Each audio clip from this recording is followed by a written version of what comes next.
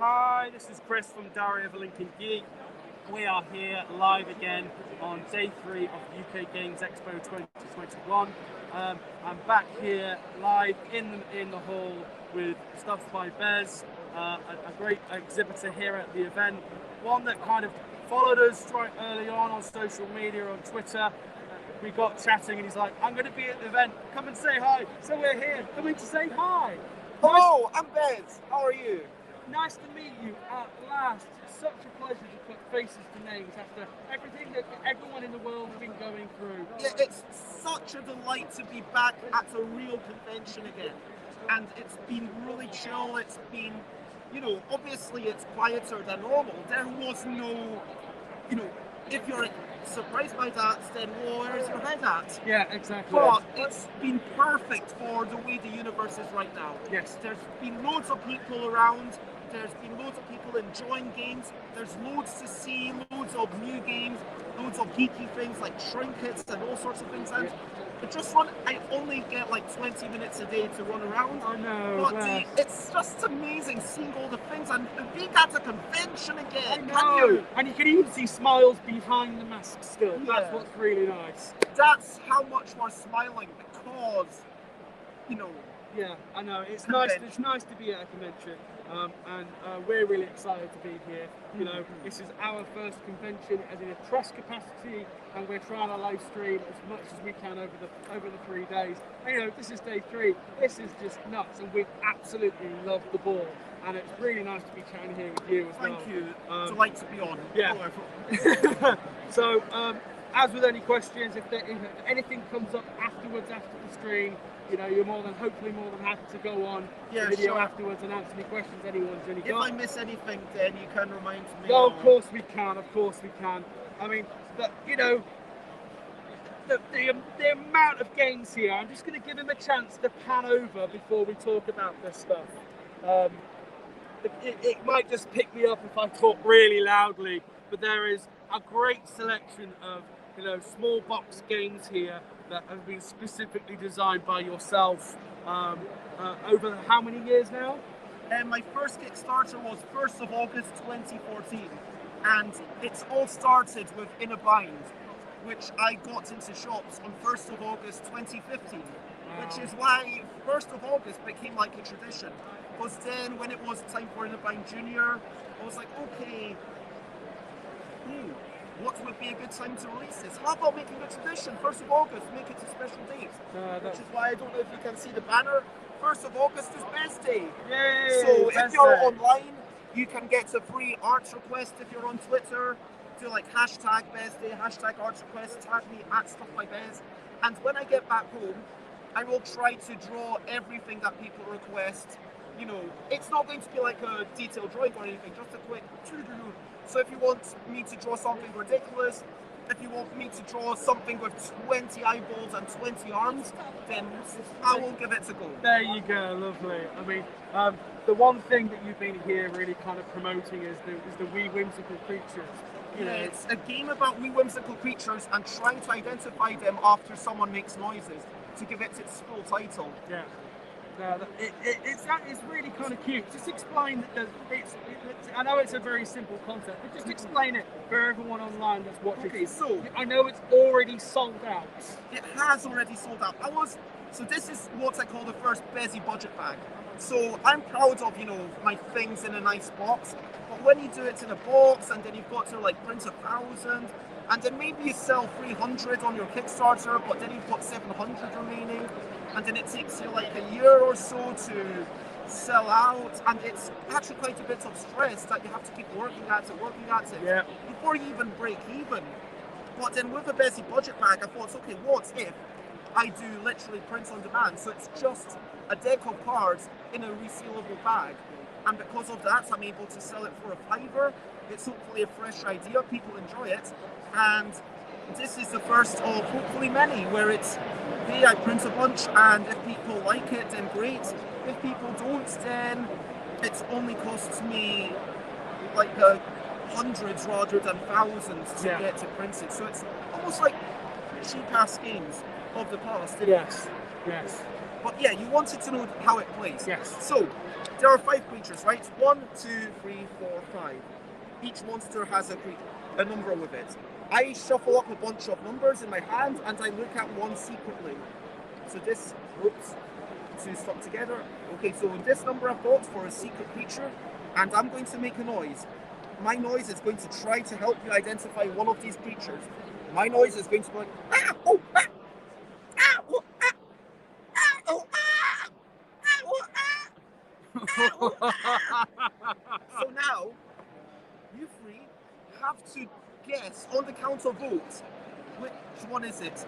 Using your fingers, showing 1, 2, 3, 4, or 5 fingers for which your guess is. On the count of votes. 5, 4, 3, 2, 1, vote. And we had a vote for 3, a vote for, is that 4? Yeah. And another vote for 4. And the majority votes is 4. So it doesn't matter whether you were correct or not, but you were the popular vote. That means that it's a sensible vote. So you both get a point. Yeah. Now, is 3 the correct one? Because if it is, you would also get a point if you voted 3. But it was 4, Yay! which means that I get a point as well, because I got the majority to guess correctly. I was a good noise maker. And then anything that people voted for goes away. There's 80 unique creatures. They are double-sided, so there's like quite a bit to kind of keep you playing, keep it fresh. And then a new noise maker. And would you like a quick one making one noise? Yeah. Okay, yeah, okay. Oh. Oh, tough. Ooh, I've got it. Go for it, go for 3, it. 2, 1, vote. Oh, everyone voted for 3, so we all get 3. Was it? Oh, it was 3. Yeah. So everyone gets a point. Okay, that's surprisingly fun. I really like that. Brilliant. What I love about this is the artwork. And this is all done by yourself? Yeah, so I spent a couple of weeks just doing this and nothing else. It's like just sketching these in my notepads and crazy little creatures, they're ace. Thank you very much. And some of them, I think, you know, if I do a second edition on Kickstarter, what I'll do is I'll try to say, okay, what are people's favourite monsters? And then the ones that are the least favourite, that no one actually likes that much, I might redraw like 20 of them or something. Yeah. So, because it would be nice to have a little bit more of this sort of, like I was almost thinking like maybe some things that have stringy parts, like kind of, maybe some things that are reminiscent of musical instruments, like maybe mouths that look like horns and stuff. That would be quite cool. That would be quite cool, yeah. No, I can see that working, and it also help give that little bit of inspiration on the kind of noises that they might make. No, it's a great little concept, and you know, congratulations on the fact that you've sold this out already. You say it may come to Kickstarter. If that's great, end of, fingers crossed, by the end of the year. I'm being very careful with my energy levels right now, because the last year, like a lot of people, it's taken its toll on me. I'm not going to lie. I felt a lot more, even like with the few people that are coming, I'm feeling like a bit more tired right now. And you know, the last month has been, trying to get stuff done. It's, you know, it takes its toll. It does. But I'll see how I feel in a few weeks, and then I'll start thinking about things. Yeah. Well, Well, I would love to get this out to people. If people want it, then let me know, and if there's a demand, I will make it. Well, look, if you like the look of this and you're interested, then obviously do check out Stuff by Bez. You know, we found each other through Twitter. You know, if you follow us already, you'll be able to see Stuff by Bez. Very avid on Twitter all the time, and got a dedicated website as well. Yes, stuffbybez.com. So, yes, stuffbybez.com if you can see that. And Stuff by Bez basically on all the social medias, Instagram, whatever. Yeah. It is. And also even my email is stuffbybez@gmail.com. Do we have a moment to talk about the L deck? Cool. Show us about the L deck very quickly. Just wanted me to pass it over. Sure. Yeah. Would you like to... So, this is the original typeface. This is the one that's currently on sale. And I'm very proud of this L deck. There are literally more games for this than there are letters in the alphabet. So you've got 2 letters on each card, and the idea is that you get a choice. And that means that each turn you flip over a card, it's okay, I'm going to use this one or that one. And it's interesting how it changes the games that you might play with it. And there's a wide variety. There's storytelling games, there's fast word games, there's games about creativity. All of these games are playable with the L deck. Games for 1 player, games for 100 players, games for 20 players. I'm not exaggerating. But I want to make it so that there's different typefaces. This is going to be the next typeface, categorical, to celebrate a game that's all about shouting words that match a category. So if it was foodstuffs, for example, what's a food that starts with T or M? T or M? T or M? T or M? Tomato. Tomato, yes. There you go. See, like when you're under pressure, your brain fails you. Yeah. What, T or L? Tortilla. Nice. A or J? Jalapenos.